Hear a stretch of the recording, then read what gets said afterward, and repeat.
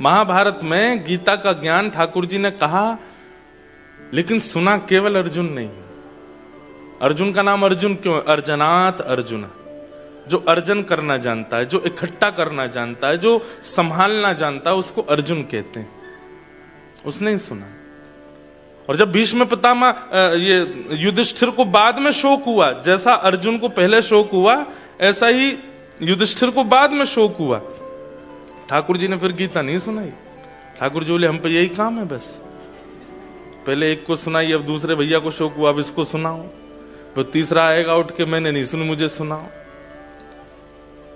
सोचिए ज्ञान कितना मूल्यवान। ठाकुर जी ने एक ही बार दिया, दोबारा नहीं दिया। लेकिन युधिष्ठिर की स्थिति जब बहुत बिगड़ गई, तब ठाकुर जी बोले ठीक है, तो तुम्हारा ज्ञान, तुम्हारा जो अंधकार है हृदय का, वो दूर तो रणभूमि में पड़ा हुआ मेरा भीष्म पितामह दूर करेगा। चलो आज भीष्म स्तुति सुनाते हैं आपको। बहुत सुंदर है। बहुत साल हो गए मुझे कहे हुए भी। सोच के तो हम आए थे कि कल जो ब्रिस्बेन में कथा हुई थी ना, तो वहां हमने 4 भक्तों के लक्षण बोले थे, उनमें से निर्गुण के ऊपर आज बोलेंगे। लेकिन अभी भीष्म पितामह की भाव छू रहे हैं हृदय को, तो भीष्म स्तुति सुनाते हैं, सुनिएगा। महाभारत का युद्ध विश्राम हो गया। युधिष्ठिर अब राजा बन गया है। पांडव सब बड़े प्रसन्न हैं और ठाकुर जी द्वारिका जाने के लिए तैयार हैं। बहुत दिन हो गए, अब सब हो गया, सब समेटवा दिया, महाभारत का युद्ध जितवा दिया। अब ठाकुर जी बोले अब हमारी जाने की बारी है, अब हमें जान दो।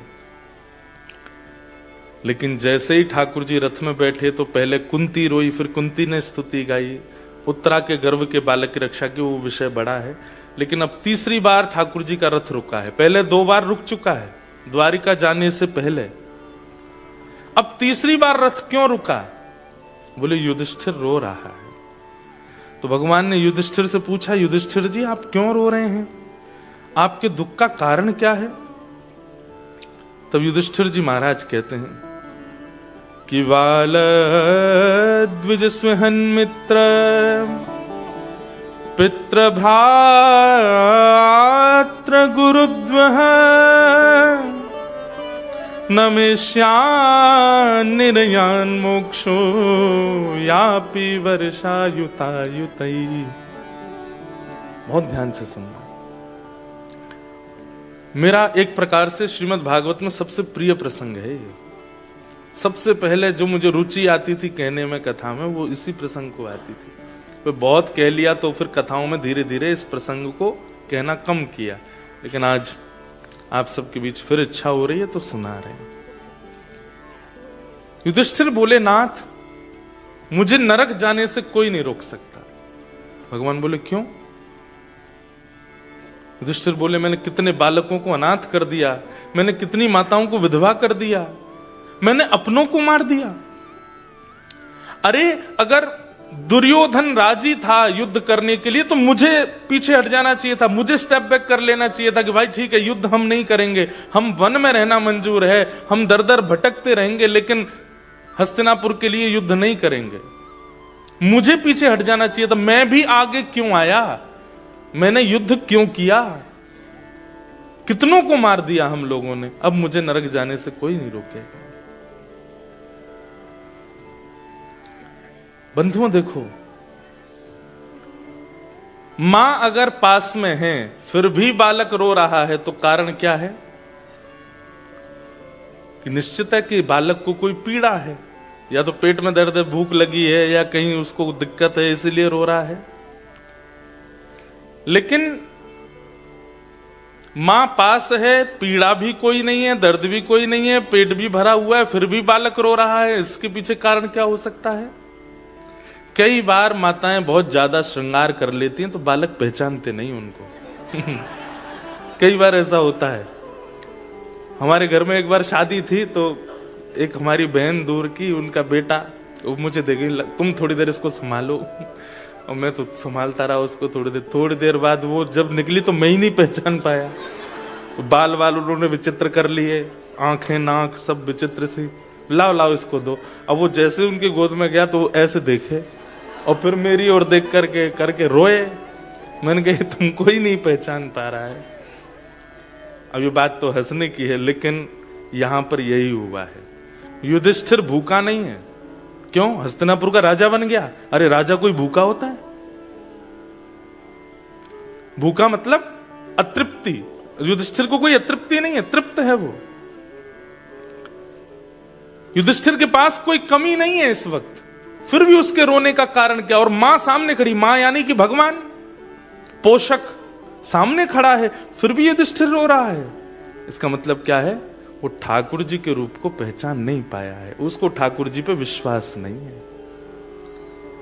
नहीं तो साथ में भगवान खड़े हैं, कोई व्यक्ति कैसे कह सकता है कि मैं नरक जाऊंगा? अरे हम लोग तिलक लगा लेते हैं, कथा सुन लेते हैं, एक आध बार तीर्थ यात्रा कर आते हैं तो हम लोग तृप्त हो जाते हैं। गंगा स्नान कर लिया तो अब तो मुक्ति है हमारी निश्चित। हम इतने से ही विश्वास कर लेते हैं मुक्ति का, और वहां बगल में भगवान खड़े हैं फिर भी युधिष्ठिर कह रहा है कि मैं नरक जाऊंगा। इसका मतलब क्या है? उसको ठाकुर जी पर विश्वास नहीं। बंधुओं, एक बात हमारी लिख लीजिएगा, भक्ति का जो आधार है ना, आधार बोले तो नींव, जो इंफ्रास्ट्रक्चर पूरा तैयार होता है, उसकी जो नींव होती है, अगर वो मजबूत हो तो कितनी भी मल्टी स्टोरी बिल्डिंग बनी हो गिरेगी नहीं। लेकिन नींव ही कमजोर है तो सब धराशायी हो जाएगा। भक्ति आप कितनी भी कर लो, नाम जप आप कितना भी कर लो, एकादशी व्रत कितने भी कर लो, तीर्थ यात्राएं कितनी भी कर लो, लेकिन आपकी नींव, भक्ति की नींव क्या है? विश्वास यदि डगमगाया हुआ है तो आप कितना भी कुछ कर लो, कोई फायदा नहीं है। एक भाव में गाता हूं, जिसको तेरा भरोसा, जिसको तेरा सहारा, जिसको तेरा भरोसा, जिसको तेरा सहारा,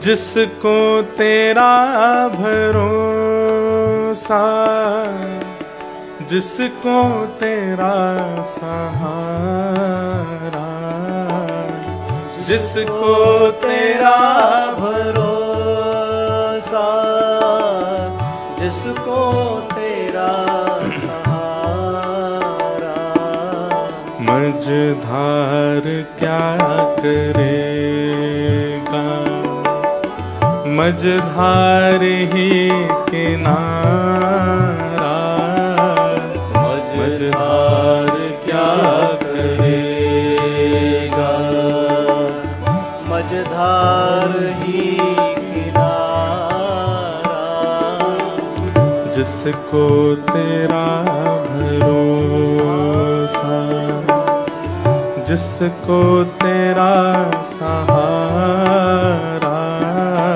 जिसको तेरा भरोसा, जिसको तेरा सहारा, होठों पे नाम तेरा, दिल में उमंग तेरी, होठों पे नाम तेरा, दिल में उमंग तेरी, अलमस्त साफिरों में छाई तरंग तेरी, अलमस्त साफिरों में छाई तरंग तेरी, तैयार तू है हर दम, जब भी तुझे पुकारा, तैयार तू है हर दम, जब भी तुझे पुकारा, जिसको तेरा भरोसा, जिस जिसको तेरा सहारा, जिसको तेरा भरोसा, भरोसा विश्वास। ये नहीं है बाकी आप चाहे जो कुछ भी कर लो भक्ति में कोई फायदा नहीं, लेकिन विश्वास है तो आपके द्वारा की गई तनिक भाव भी ठाकुर जी को स्वीकार। और केवल ठाकुर जी के लिए नहीं, आपके जीवन के संबंधों में भी, चाहे वो पति पत्नी का हो, चाहे वो माता पिता पुत्र का हो, चाहे वो मित्रों का हो, चाहे वो सखत्व का हो, कोई भी संबंध विश्वास पर ही टिकता है। और अगर विश्वास नहीं है तो फिर उस संबंध की कोई वैल्यू नहीं है। भगवान जब युधिष्ठिर रोया, युधिष्ठिर का शोक सुना, तब तक ठाकुर जी को बिल्कुल पीड़ा नहीं हुई। जब युधिष्ठिर ने कहा मैं नरक जाऊंगा, ठाकुर जी बोले मैं द्वारिका छोड़ के यहां खड़ा हूं। जगत नियंता जगदाधार परमात्मा जिसके अधीन पूरा विश्व है, जिसकी ब्रगुटी पर पूरा विश्व नृत्य करता है, वो तेरे सामने खड़ा और तू कह रहा है तू नरक जाएगा। ये बोले नहीं, ठाकुर जी मन में सोचे और मन में विचार किया कि इसको विश्वास नहीं है, और विश्वास नहीं है इसलिए मैं कुछ प्रवचन करूं उससे इसका कल्याण होने वाला नहीं है। अर्जुन को विश्वास था, क्योंकि गीता में अर्जुन कहता है करिष्ये वचनम तव, आप जो कहोगे, जैसे कहोगे, जब कहोगे, मैं तैयार हूं करने को। भगवान बोले देख ले तैयार है? बोले हाँ बिल्कुल तैयार हूं। तो ठीक है, आप परीक्षा लेके देख लो। ठाकुर जी बोले ऐसे बोल के परीक्षा नहीं, ये तो समय आएगा तब लूंगा मैं। और एक दिन हुआ, भगवान ने अर्जुन का रथ हाँक रहे थे, अचानक से घोड़े रुक गए। तो अर्जुन ने पूछा ये घोड़े आगे क्यों नहीं बढ़ रहे हैं? आगे से बाणों की बौछार आ रही है। केशव मेरे रथ को आगे ले जाओ, मेरे रथ को बचाओ, देखो ये बाण मुझे छन्नी कर देंगे। ठाकुर जी बोले तेरा रथ आगे नहीं बढ़ेगा। क्यों? बोले तेरे घोड़े प्यासे हैं और ये बार बार अपनी टांगे उछाल रहे हैं, आगे नहीं बढ़ रहे हैं। अर्जुन बोले तो अब क्या करें? बोले इनको पानी पिलाना पड़ेगा। बोले अब युद्ध मैदान के बीच में पानी कैसे पिलाऊं? बोले एक तरीका है। बोले क्या? तेरा गांडीव धनुष जो ना, इसमें इतनी शक्ति है कि इसमें अगर बाण भेदन करके पृथ्वी में दागे जाएं तो शायद 2-4-10 बाणों में जल का स्रोत आ जाएगा, और जल निकल के आ जाए, वही जल इन घोड़ों को पिला दो तो ये पी लेंगे, दोबारा इनको रथ में जोत करके और चल देंगे आगे। अर्जुन ने कहा एक बार मेरी तरफ देखना, आप बीच युद्ध मैदान में आप ये बात करने को कह रहे हो? बोले तो और क्या करें, पीछे जा नहीं सकते, इधर जा नहीं सकते, आगे जाएंगे तो मारे जाएंगे। अब यही है एक तरीका, नहीं तो खड़े रहो। ठाकुर जी ने तो हाथ से सारी लगाम छोड़ दी, बैठ गए। बोले अब तू देख ले क्या करना है। अर्जुन बोला केशव क्या करना है, आप आज्ञा करो। बोले नीचे उतरो, बाण चलाओ, पानी का स्रोत निकालो, घोड़ों को खोलो, पानी पिलाओ, दोबारा घोड़े लगा के बैठ जाओ। अर्जुन ने दूसरी बार सोचा नहीं, जबकि मोस्ट वांटेड पूरे महाभारत युद्ध में हर विपक्षी योद्धा की एक ही चाह थी, अर्जुन को मैं मारूंगा। युधिष्ठिर को तू मार लियो, भीम को तू मार लियो, नकुल सहदेव तेरे चल बट में आ जाएंगे, अर्जुन तो मैं ही मारूंगा। और ये बात एक नहीं, हर आदमी कहता था। बोले नहीं नहीं अर्जुन को तो मैं मारूंगा। तीसरा नहीं नहीं अर्जुन तो मेरा है। वो अर्जुन जो सबका केंद्र बिंदु है, ठाकुर जी कहते हैं यही है, अब तो और कुछ तरीका नहीं है। तो अर्जुन ने भी दूसरी बार सोचा नहीं, तुरंत कूद पड़ा नीचे रथ से। जैसे ही बाण निकाल करके धनुष पर दाग करके पृथ्वी में भेदन करने लगा, जल का स्रोत निकाला, घोड़े खोल करके जल पिलाने लगा।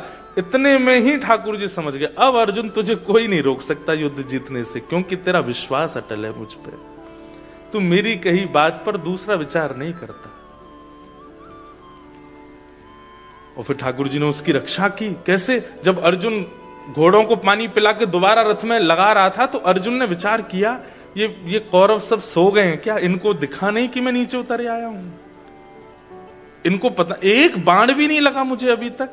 घोड़े बांधते जा रहा है और पीछे मुड़कर के जैसे ही कौरवों की तरफ देखा तो सब कौरव धनुष बाण ऐसे लिए, आंख खुली, मुख खुला हुआ है और बिल्कुल जैसे मूर्तिमंत स्टैचू की तरह खड़े हैं, और सब देख अर्जुन को ही रहे हैं। अर्जुन बोला ये कैसी लीला है?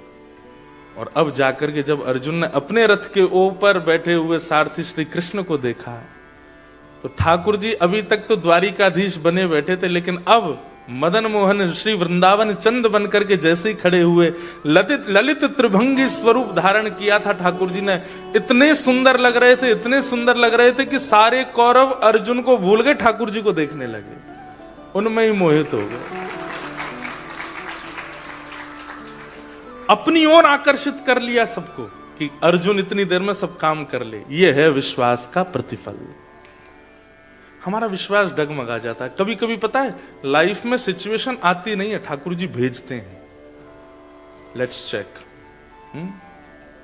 क्या बोलते हैं उसको, quality check. Thakur ji quality check करते हैं कि देखें तो घड़ा कच्चा है कि पक्का, और जैसे ही उसमें आप पैनिक कर बैठते हो, ठाकुर जी बोले गया काम से, इसका तिलक लगाना, नाम जप करना सब व्यर्थ हो गया। विश्वास ही नहीं है इसको। विश्वास चाहे जो हो जाए बंधुओं, हम तो कह दें तो बुरा नहीं मानना, पैर अलग हो जाए शरीर से, हाथ निकल के बाहर आ जाएं, फिर भी विश्वास मत छोड़िएगा ठाकुर जी को।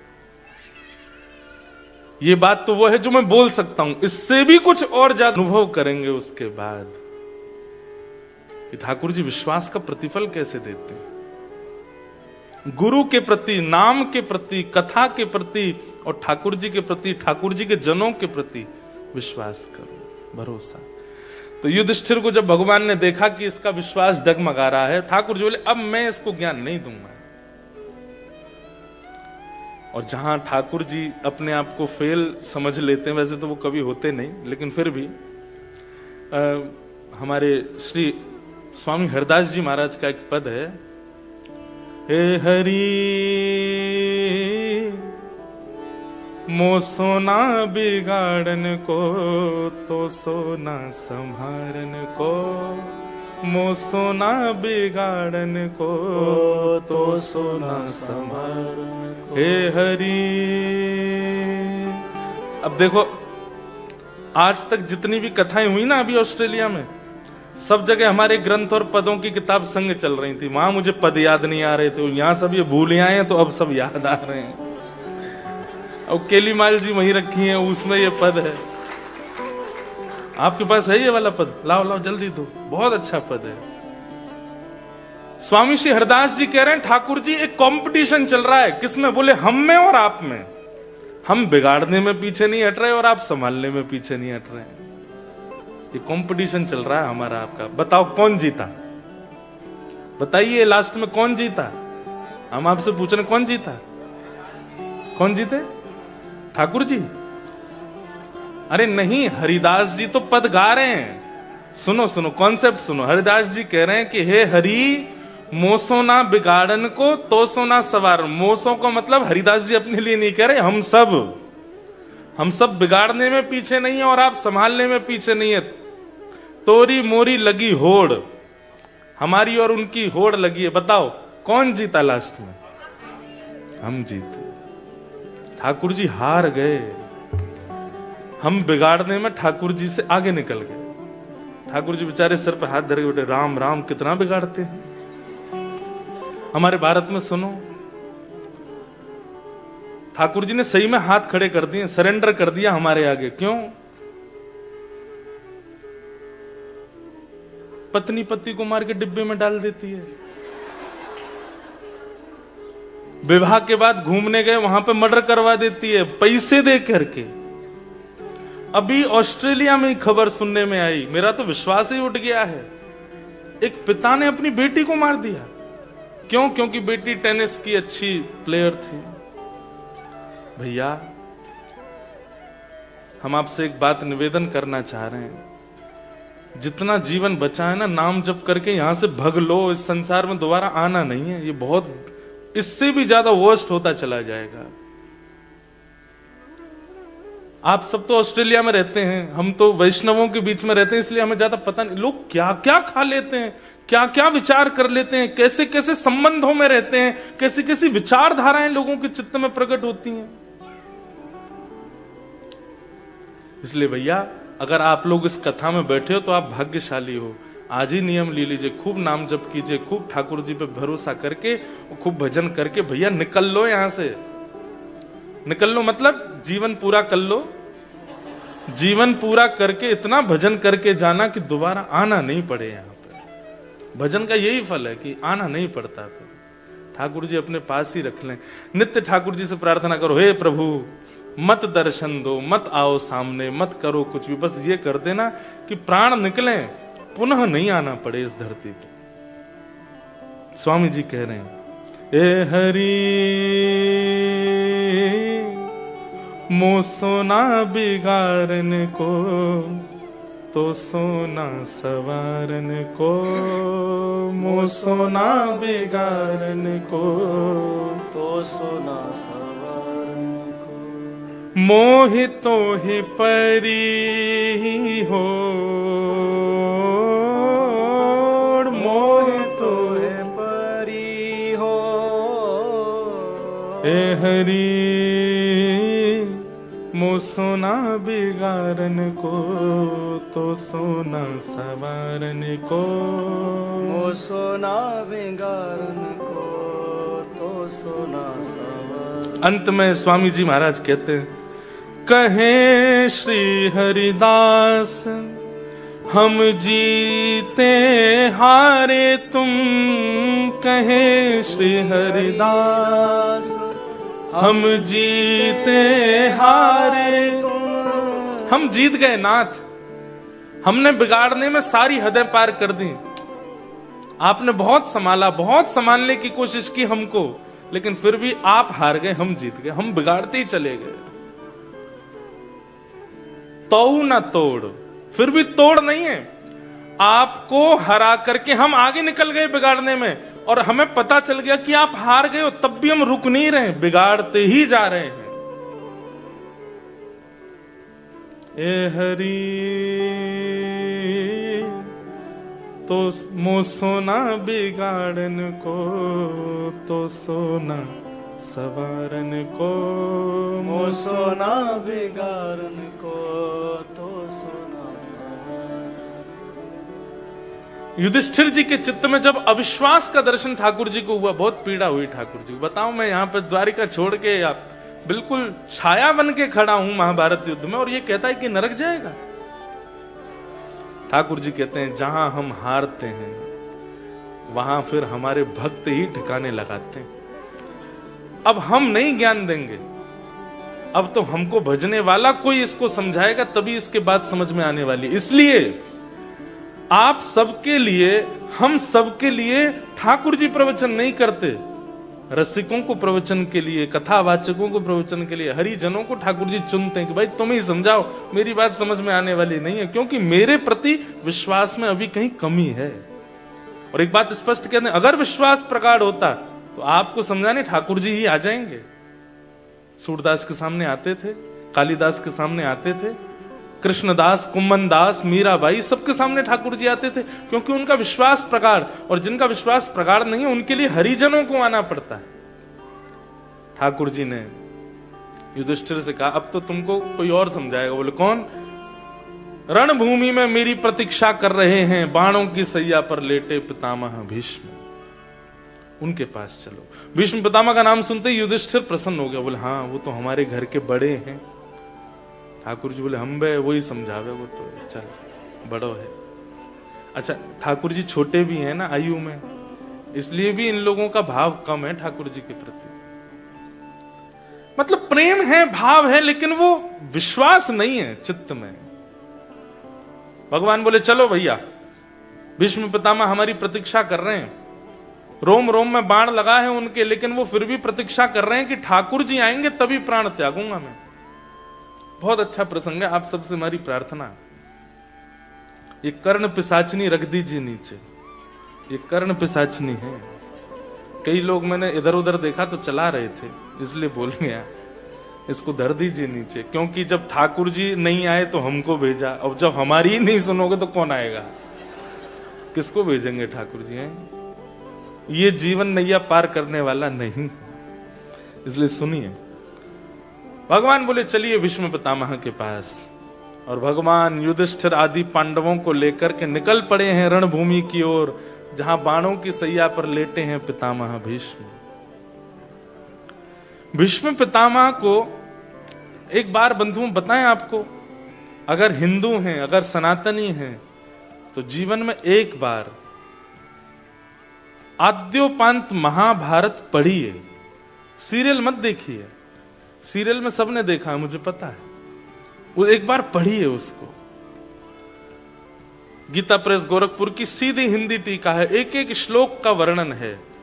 देख तो आपने रखी है सीरियल्स में, अब एक बार उसको पढ़िए महाभारत को। ऐसी हमारे भारत में एक गलत अफवाह फैल गई है कि घर में महाभारत रखने से लड़ाई हो जाती है। ये महा असत्य है। महाभारत युद्ध कराता नहीं है, युद्ध विराम करता है। एक बार जरूर पढ़िए। तो निकल पड़े भगवान पांडवों को लेकर के। भीष्म पितामह को बाल्यकाल से इच्छा मृत्यु का वरदान था कि जब तक उनकी इच्छा नहीं होगी तब तक प्राण नहीं त्यागेंगे।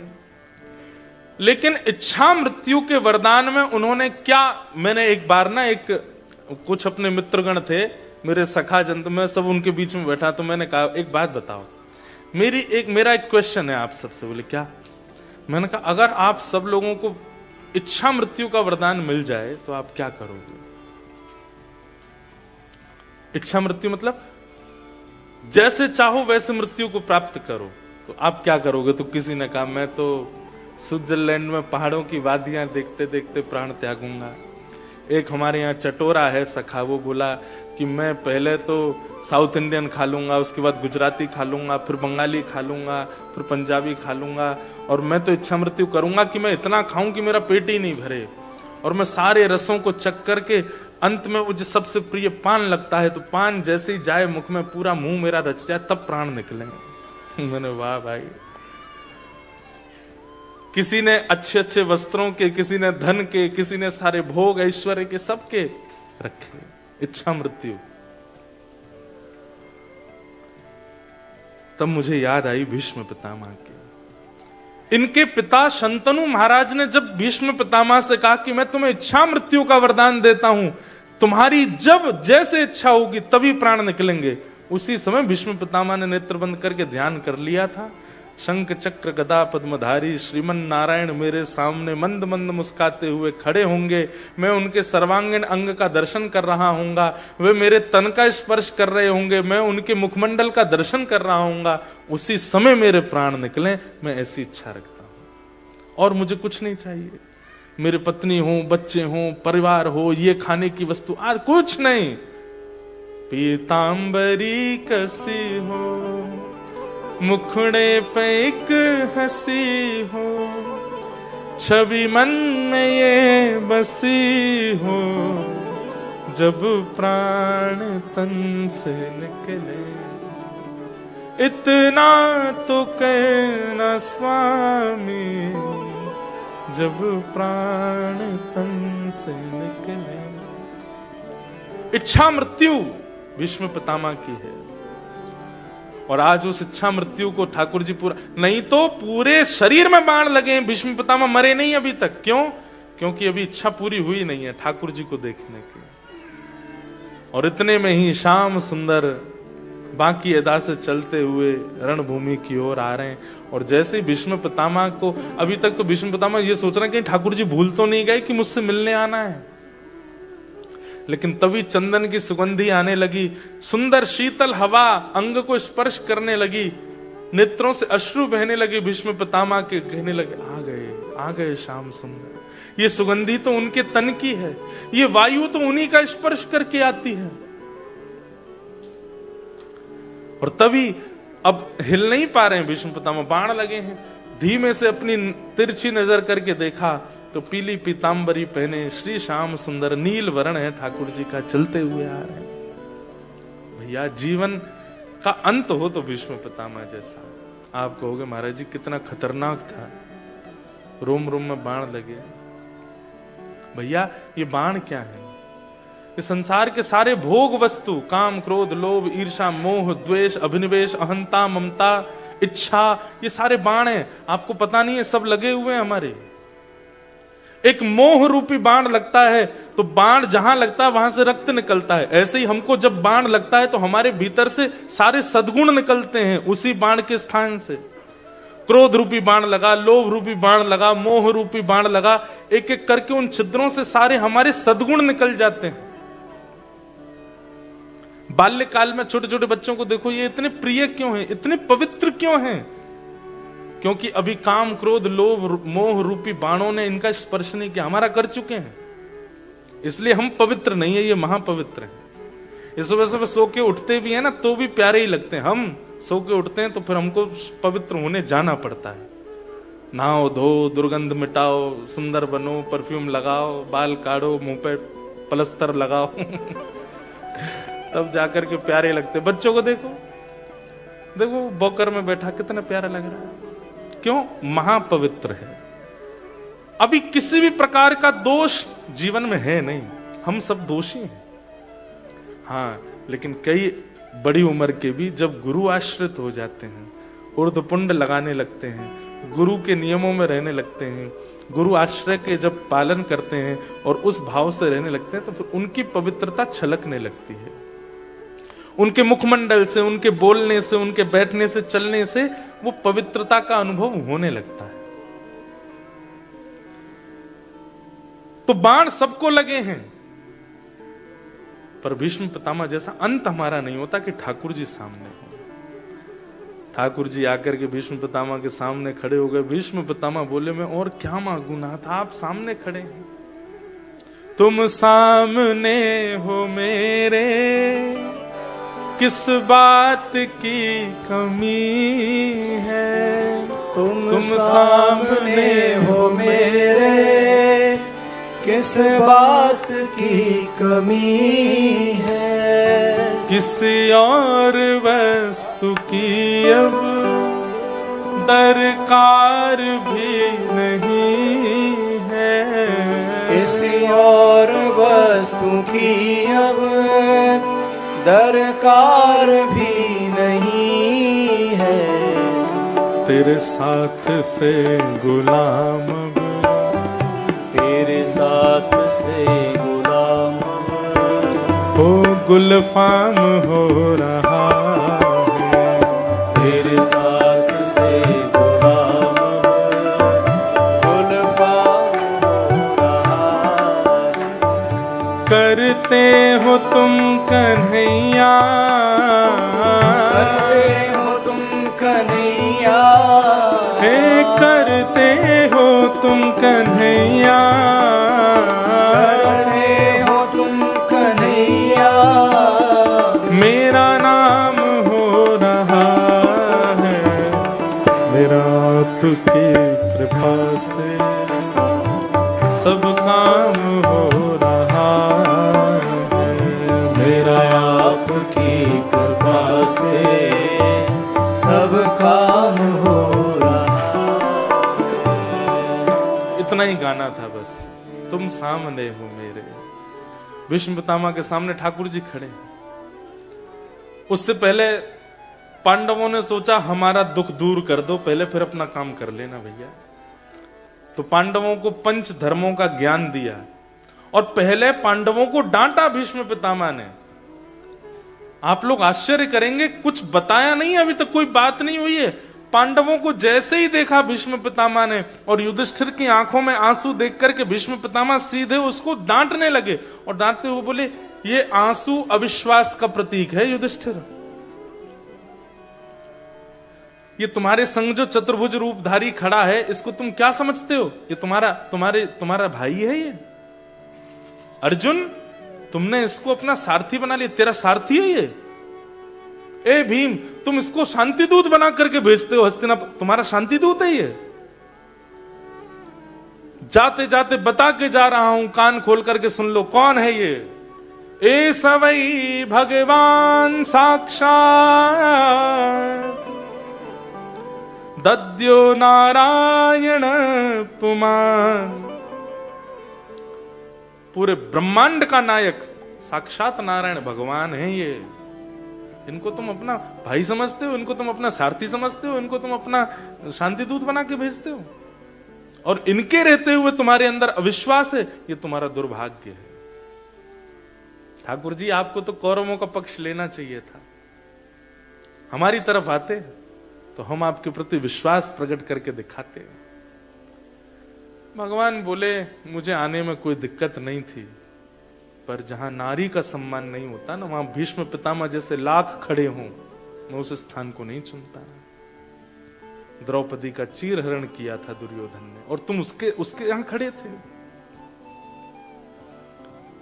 भीष्म पितामह सामान्य नहीं है। ठाकुर जी भी वंदन करते हैं भीष्म पितामह को, लेकिन आज भगवान कह रहे हैं, तुम्हारे जैसा तपस्वी, तुम्हारे जैसा गुरुनिष्ठ, तुम्हारे जैसा बाल ब्रह्मचारी भी अगर दुर्योधन का संग करेगा तो गति उसकी ऐसी होगी, देख लो, बाणों की सैया पे लेटे हो।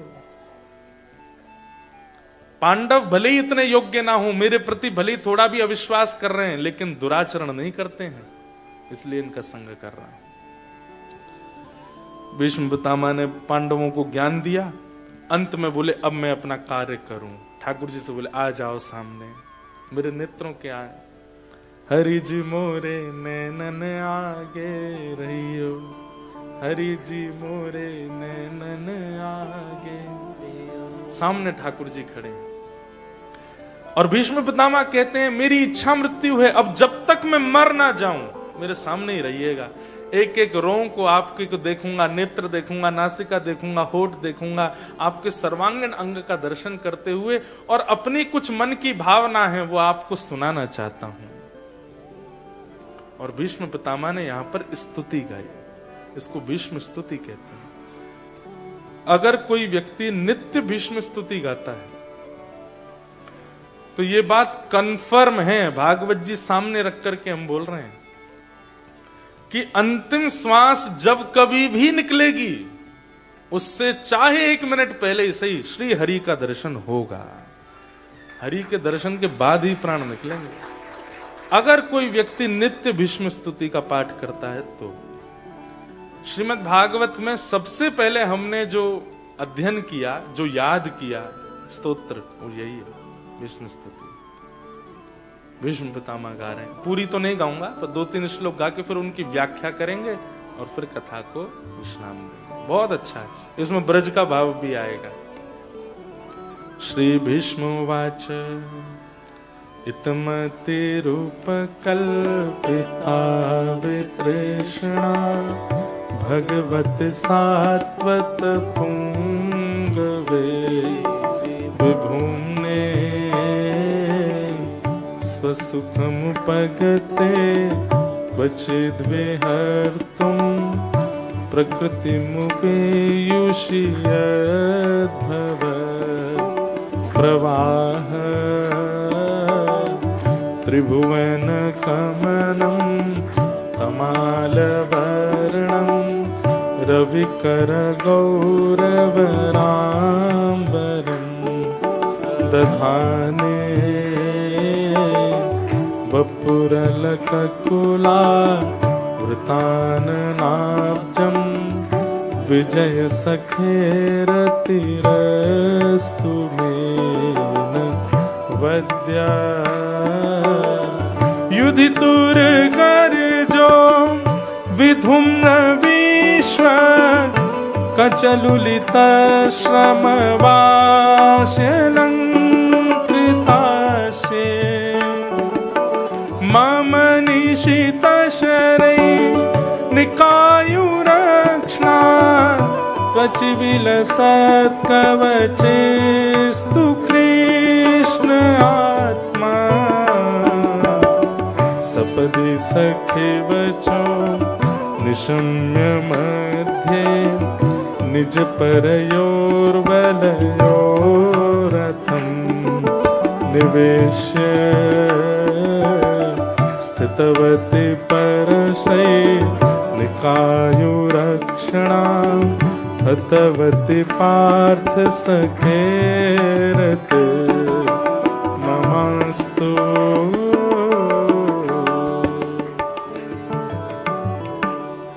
अब सब लोग बिल्कुल ध्यान से सुनना, इतनी अच्छी स्तुति है भीष्म पितामह की। व्यक्ति का कहते हैं ना कि अंत भला तो सब भला, जीवन में फिर चाहे जो किया हो सब भुला देते हैं ठाकुर जी। और भीष्म पितामह का जो अंतिम स्तुति है ना, इसने ठाकुर जी का जैसे मानो जैसे चित्त हरण कर लिया हो। भीष्म पितामह कहते हैं, हे नाथ, मैं जाते जाते एक अपना अधूरा कार्य मेरा रह गया है, उसको पूरा करना चाहता हूं। सब लोग इधर देखो, ध्यान से सुनो। भगवान कहते हैं, क्या है तुम्हारा अधूरा कार्य? तो भीष्म पितामह कहते हैं, एक मेरी कुंवारी बेटी है, उसका मुझे ब्याह करना है। और पिता बिना बच्चों को सेटल किए अगर चला जाए तो वो पिता बड़ा, उसकी आत्मा बड़ी दुख पाती है कि मैं अपने बच्चों को भी सुखद करके नहीं गया। हे नाथ, मैं प्राण त्यागने से पूर्व अपना एक अधूरा काम कर जाऊं, बस अपनी बेटी का एक अच्छे वर के साथ ब्याह कर दूं। आप लोगों को आश्चर्यजनक नहीं लगी ये बात? भीष्म पितामह ब्रह्मचारी है, उनकी पुत्री है ही नहीं, लेकिन वो पुत्री संबोधन कर रहे हैं। ठाकुर जी पहले स्तब्ध होकर, ए भीष्म पितामह, तुम्हारे ब्रह्मचर्यत्व की दाग देते हैं सब लोग, और ये कहीं और तुम्हारा चल रहा था क्या? ये घर वाली बाहर वाली वाला चक्कर था क्या, कि घर में तो तुम ब्रह्मचारी बने घूम रहे थे और बाहर कहीं तुमने ब्याह कर लिया, वहां तुम्हारे संतान आदि हो गई और तुम हमको बोल के जा रहे हो उसका ब्याह कर दो। भीष्म पितामह मुस्कुराने लगे, बोले, कितने कितने सीधे हैं ना आप, कुछ पता ही नहीं है जैसे आपको। बोले, फिर भी इसको थोड़ा डिस्क्राइब करो, क्या बात है? तो भीष्म पितामह कहते हैं, हे नाथ, आपने जीवात्मा को एक बेटी सबको दी है बिना ब्याह के, और उस बेटी का नाम है मति। ये मति हमारी बेटी है, ये जो कहती है हम वही करते हैं। बेटी कौन? जो पिता को अपने वश में रखे। मुझे ये पहनना है, पिता की थोड़ी प्यारी होती है, पिता के, अच्छा ले पहन ले, मुझे यहां जाना है, ले चली जा, मुझे ऑस्ट्रेलिया में पढ़ना है, ले पढ़ ले तू। अभी मैं जब आया ना यहाँ पे जिस फ्लाइट में इंडिया से, तो उसमें एक बेटी आई अपने पिता के साथ। अब उसका एक्सेंट ऐसा था, मुझे लगा वो ऑस्ट्रेलिया की होगी। बात कर रही थी, आप फेमस है ना, मुझे आपके संग फोटो खिंचानी में, लोग खिंचा। तो एक्सेंट देख करके तो लग रहा था कि वो यहीं की होगी। तो फिर मैंने पूछा, आप यहीं रहते हो? नहीं नहीं, मैं पढ़ने आई हूं, पहली बार ही आई हूं। मैंने, वाह, पिताजी महाराज संग में थे। तो फिर मेरे मन में ऐसे भाव आया कि पिता क्या नहीं करता अपने बच्चों के लिए, सब करता है, उसकी इच्छा होती है, और बेटी के लिए तो विशेष रूप से। और जहां कहीं ये पुत्रियों के प्रति जो दुर्भावना पिताओं में आ जाती है, वो पिता है ही नहीं। उनको पिता का मतलब रक्षक होता है, वो राक्षस है उनके प्रति। तो ऐसे तो फिर वो हिरण्यकश्यप वाली कैटेगरी के भी तो आ जाते हैं कहीं कहीं पे, जो प्रहलाद जी को ही मारने तुले रहते थे। तो सुनिएगा, तो भीष्म पितामह बोले कि मेरी, आपने हर इंसान को एक बिना ब्याह की बेटी दी है, उसका नाम है मति। जैसे बेटी अपनी इच्छा पूरी पिता से कराती है, ऐसे ही ये मति भी हमको अपने वश में रखती है। चलो आज गोल्ड कोस्ट में कथा हो रही है, सुनने चलें? तो मति क्या कहती है? वर्किंग डे है, दिन भर काम करके आए, क्या करना चाहिए? चाय पियो, बढ़िया पड़े रहो बिस्तर में, क्या करना है, क्यों जाना है? मति की इच्छा होती है तो ही हम क्रिया करते हैं। अगर मति नहीं होती तो उस क्रिया में जाकर के भी हम लोग ऐसे बैठे रहेंगे जैसे कितना प्रेशर है, हम तो भोजन करने आए थे, जल्दी कथा पूरी हो, प्रसाद लें, निकलते बने यहां से। तो मति ये सबको अपने वश में रखती है। इसकी इच्छा हो तो हम जाते हैं, इसकी इच्छा हो तो हम खाते हैं, इसकी इच्छा हो तो हम पहनते हैं, इसकी इच्छा हो तो हम सब क्रिया करते हैं। नाथ ये जब तक कुंवारी रहती है ना, ये तब तक पिता को नचाती रहती है, लेकिन जैसे ही इसका ब्याह होता है, इसके जीवन में जब पति आ जाते हैं बेटी के जीवन में, तो फिर ये पिता को परेशान नहीं करती, फिर ये पति के अधीन हो जाती है। फिर ये पति जो चाहता है वैसा करती है। हे नाथ, हम सबकी मति कुंवारी है, और इस कुंवारी मति के एकमात्र पति आप हैं। अगर आप इसका वर्ण कर लेंगे तो ये आपके अधीन हो जाएगी, और मति अगर आपके अधीन हो गई तो हमारा जीवन सफल हो जाएगा नाथ। इसलिए मेरा ये अधूरा काम मृत्यु से पहले पूरा कर दीजिए। समझ में आई बात की? यूं ही टप टप बजा दी ताली, आई ना? भीष्म पितामह कह रहे हैं मृत्यु से पहले नाथ मेरी इस मति को आप स्वीकार कर लीजिए, इससे ब्याह कर लीजिए, आप इसको अपने अधीन कर लीजिए। भगवान बोले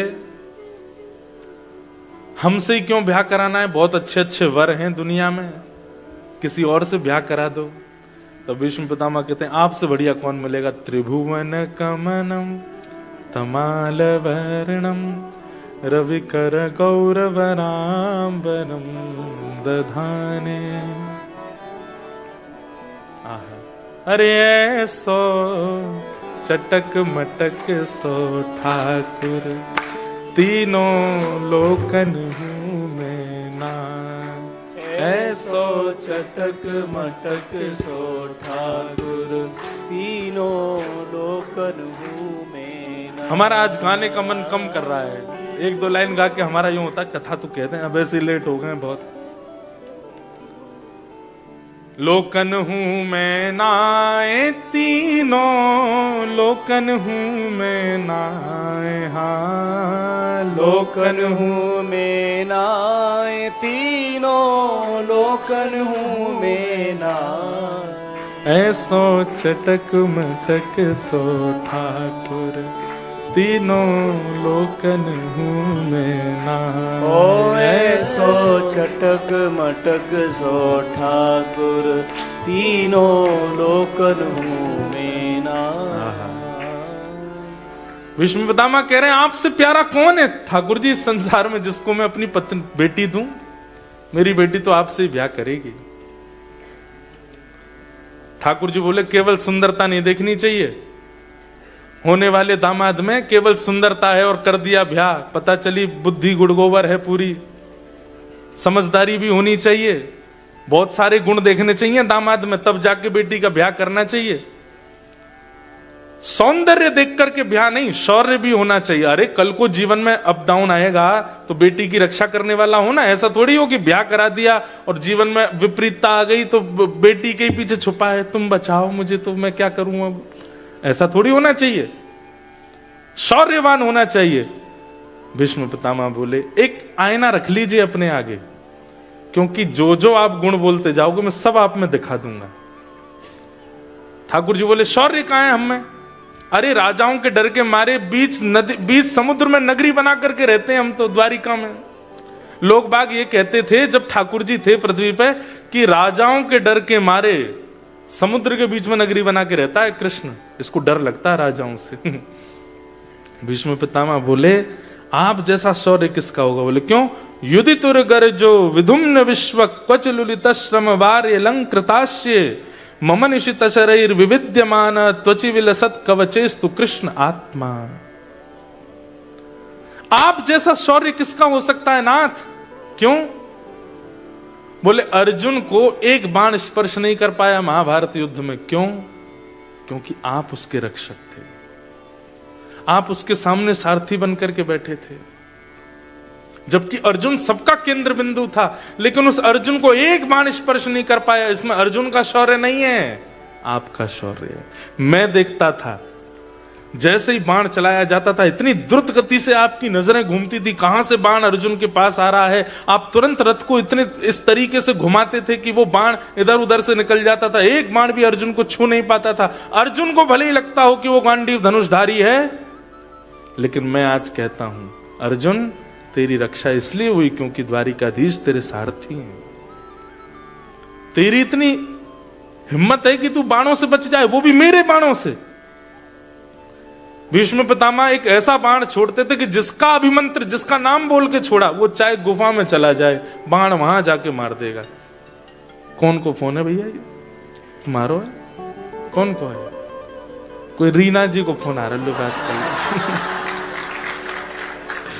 ले जाओ ले जाओ। आपका ही है क्या फोन है? अरे ब्याह हो गया है महाराज, चिंता भी। उठा लियो मैंने। जय हो। बोलो वृंदावन बिहारी लाल। वो तो हम कभी कभी सीधे साधे बन के गंभीरता में कथा करते नहीं, तो हमको तो ऊधम ही आते हैं करने।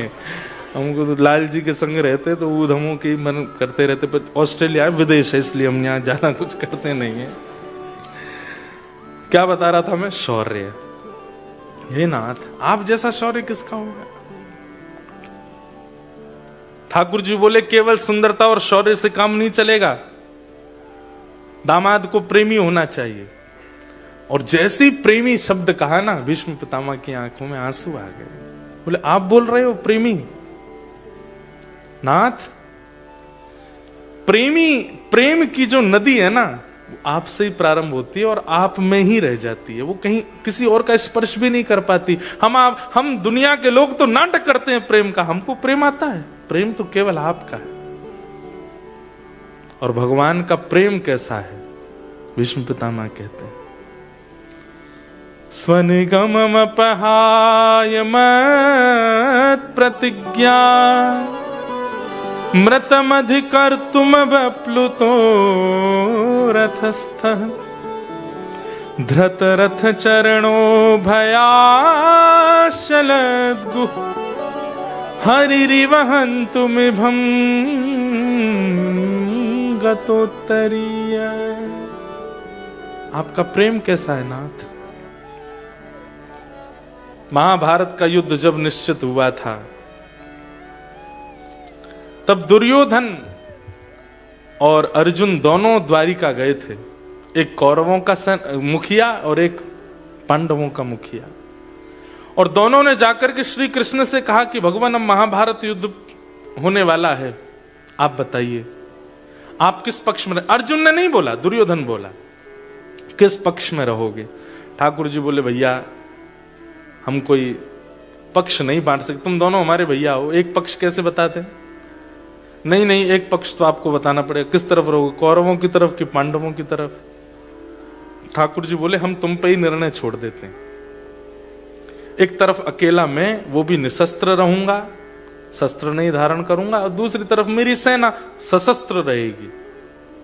अब तुम दोनों आपस में विचार कर लो, जिसको जिसकी जरूरत हो वो सोच लो। देखो कैसे कितने चतुर हैं ठाकुर जी। ऐसे कोई बंटवारा करता है? अरे भाई, जब थाली में कोई सामग्री आती है तो उसको बराबर दिया जाता है ना, ले ये तेरा, ये मेरा, ये। ऐसे कौन बंटवारा कर? क्या कह रहे हैं ठाकुर जी? ठाकुर जी कह रहे हैं सब्जी सब तुम्हारी, रोटी केवल मेरी। सामने वाला ये सोच करके खुश हो गया, अरे कम से कम 10 कटोरी सब्जियां तो हैं, रोटी नहीं है तो क्या हो गया। लेकिन बात तो यही है कि पेट तो रोटी से ही भरता है, सब्जियों से नहीं भरता। ठाकुर जी ने यही किया, 10 प्रकार की सब्जी एक तरफ कर दी और रोटी एक तरफ कर दी। बोलो अब इन दोनों में तुम बांट लो। मैं अकेला एक तरफ रहूंगा, शस्त्र नहीं उठाऊंगा, और दूसरी तरफ मेरी पूरी सेना रहेगी, सशस्त्र रहेगी। थोड़ी देर बाद दुर्योधन बोला, जय जय, आपका वैसे भी प्रेम बहुत ज्यादा है इन पांडवों से, अर्जुन से आपकी मित्रता बहुत ज्यादा है। कभी कभी हमारे संग तो आप बहुत कम रहे हो ना बचपन से, हमसे कोई गड़बड़ी हो गई तो आपका भोग कैसे बनता है, आप सोते कैसे हैं, आपका बिस्तर कैसा होता है, आपको क्या क्या चीजों की रिक्वायरमेंट होती है, हमको तो इतना पता नहीं है, इन लोगों को ज्यादा पता है। तो हमारी तो ये इच्छा रहेगी आप सुखद विराजेंगे, आप इन्हीं की तरफ जाओ, हमको सेना दे दो। अर्जुन से पूछा, हाँ अर्जुन तुम्हारी क्या इच्छा है? बोले कि मैं राजी हूं, आप हमारी तरफ ही रहो।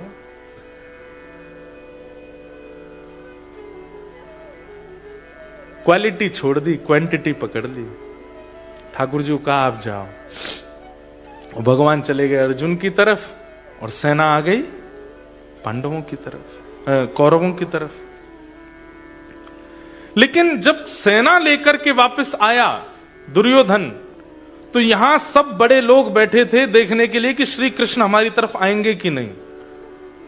लेकिन जैसे ही दुर्योधन आया तो सबने पूछा, हाँ भाई क्या हुआ, किस तरफ जा रहे हैं श्री कृष्ण? बोले कृष्ण तो चले गए पांडवों की तरफ, लेकिन उन्होंने अपनी पूरी सेना हमको दे दी। अच्छा है ना, उन्होंने तो प्रतिज्ञा ली है कि वो पूरे महाभारत युद्ध में शस्त्र नहीं उठाएंगे। सब लोगों को इस बात से कोई फर्क नहीं। सब बोले ठीक है, बिना शस्त्र के रख के क्या फायदा था, ठीक है, अच्छा है, सेना बढ़ गई अपनी और बढ़िया ही रहा। लेकिन भीष्म पितामह तो चिंतन करने लगे।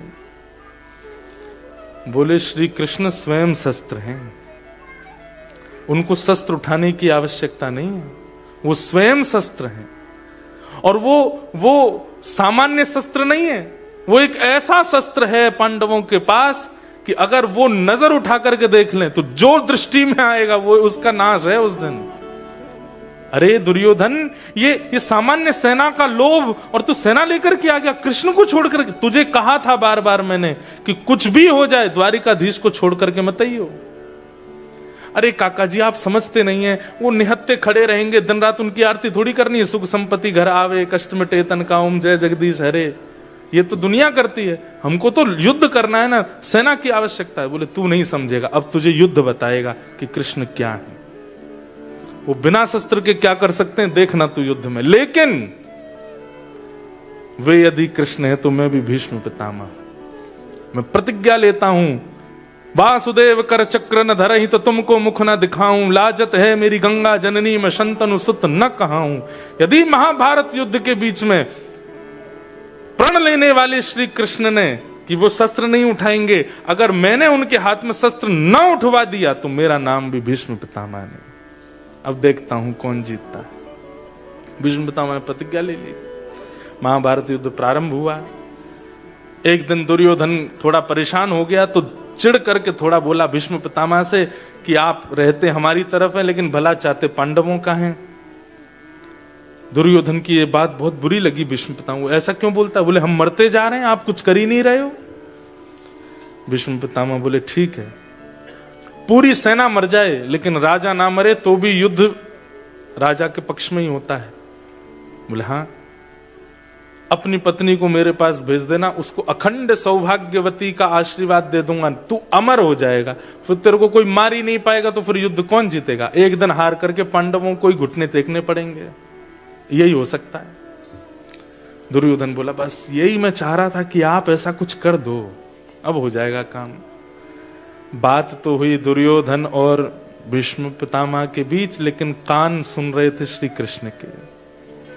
अच्छा तो ये खिचड़ी बननी है भीतर।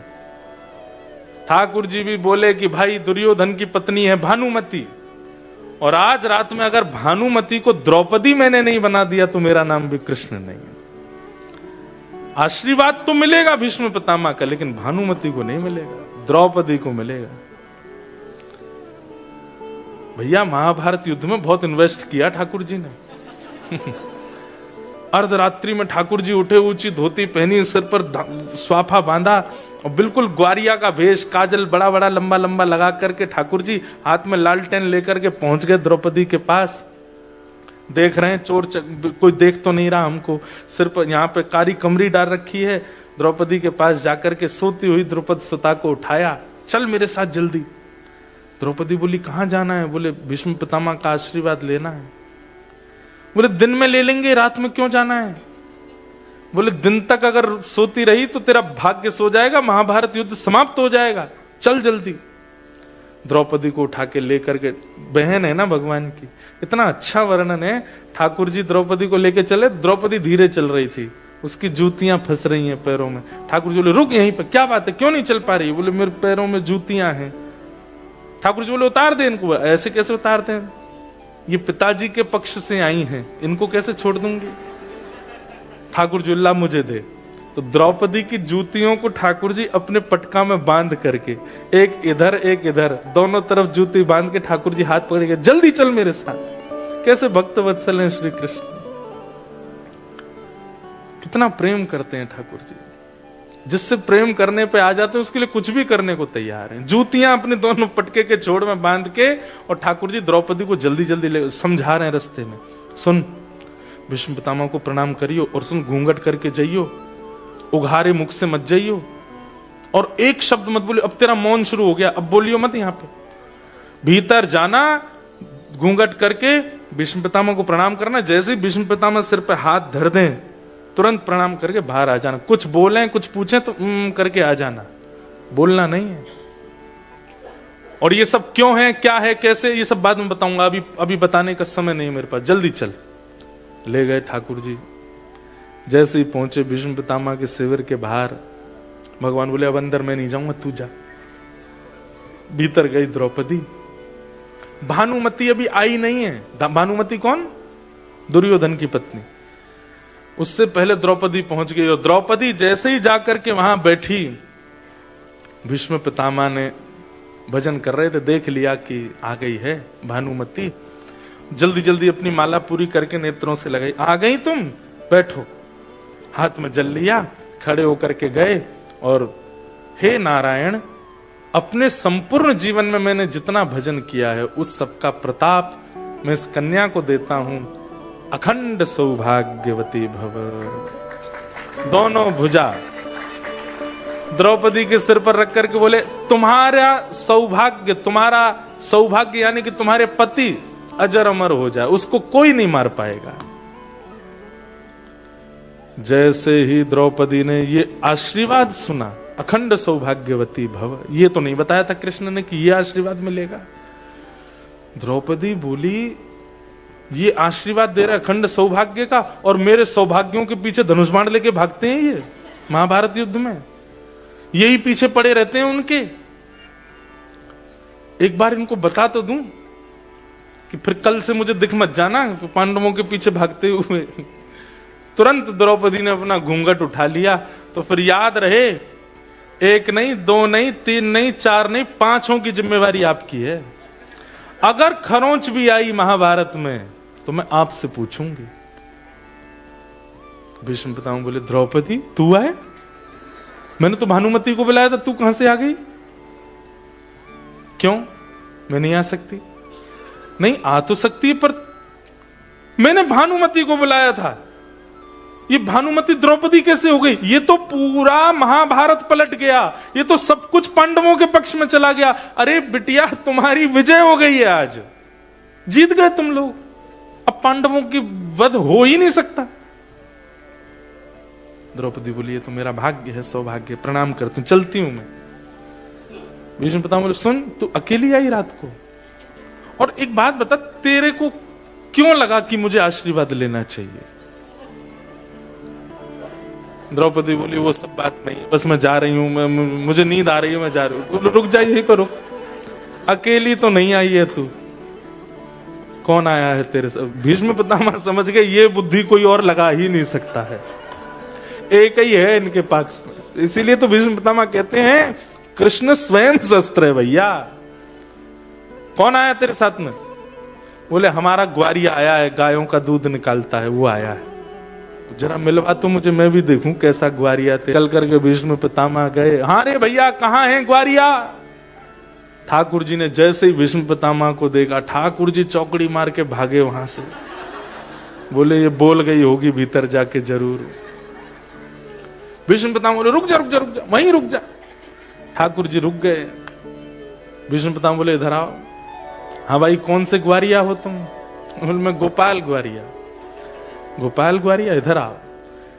सिर पर से जैसे पटका हटाया, मोर पिच्छ जो छिपा हुआ था वो प्रकट हो गया। आकाश में चंद्रमा अपने आप को रोक नहीं पाए। श्री कृष्ण की ऐसी मधुर झांकी अभी हस्तिनापुर में प्रकट हुई है। अरे भाई, कोई प्रकाश तो करो ठाकुर जी के ऊपर।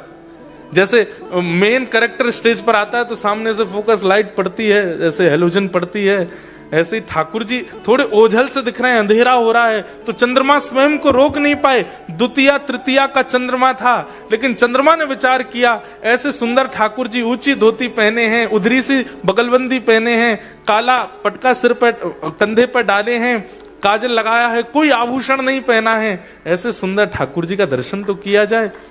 तो द्वितीया का चंद्रमा, तृतीया का चंद्रमा आज असमय पर पूर्णिमा हो गया, और पूर्णिमा होकर के ठाकुर जी को प्रकाशित करने लगा।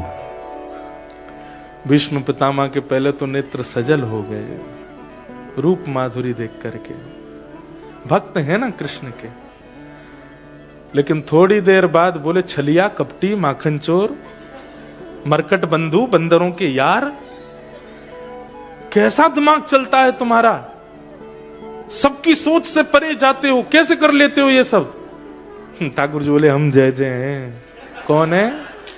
जय जय, बचपन से ही जय जय हैं हम, कोई माने ना है बात दूसरी है।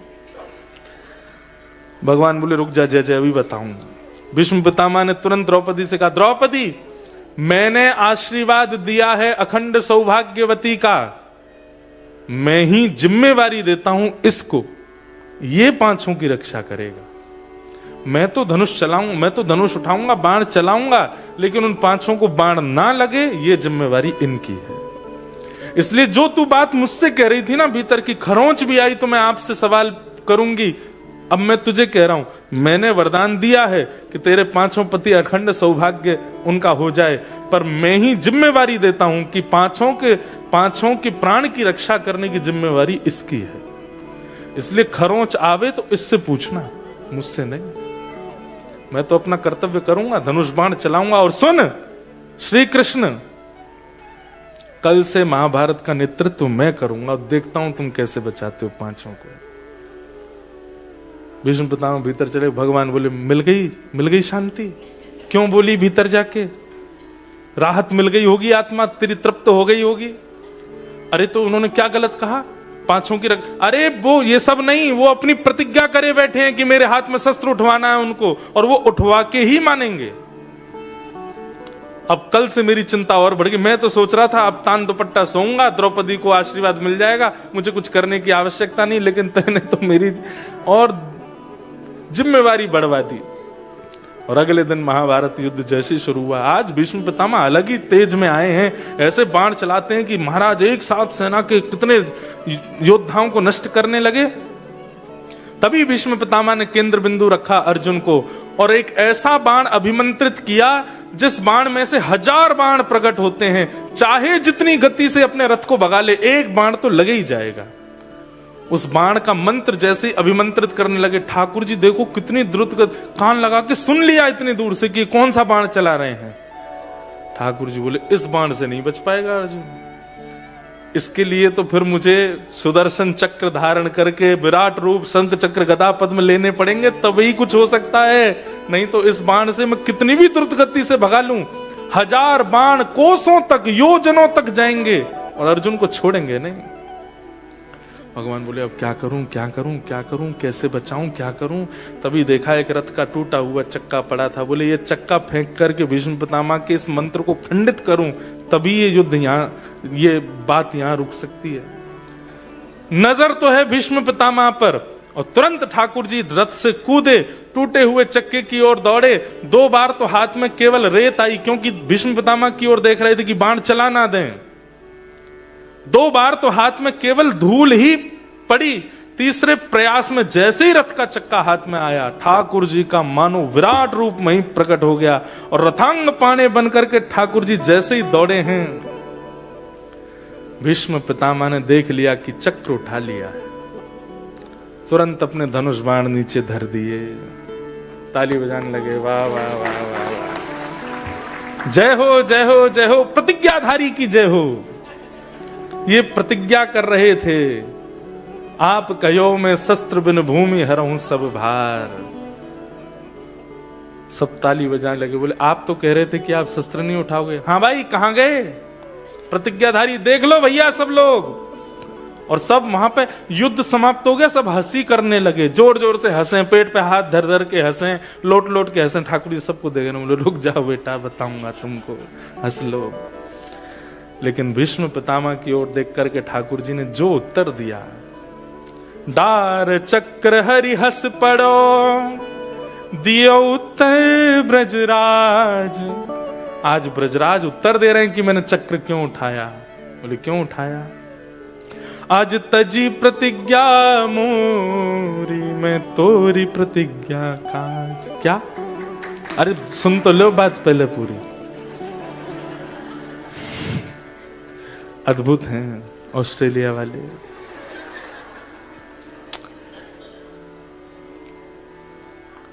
ठाकुर जी बोले पितामह आपने क्या प्रतिज्ञा ली थी कि अगर महाभारत युद्ध में कृष्ण ने शस्त्र नहीं उठाया तो तुमको मुख न दिखाऊं। मतलब आपकी अगर मृत्यु हो गई तो आप मुख को नीचे करके मरोगे, मतलब आप आकाश को देख नहीं पाओगे, नीचे मुख करके मरोगे, क्योंकि अगर मैंने शस्त्र नहीं उठाया तो। और अगर कहीं आप नीचे मुख करके मरे तो अंतिम मेरा दर्शन कैसे कर पाओगे?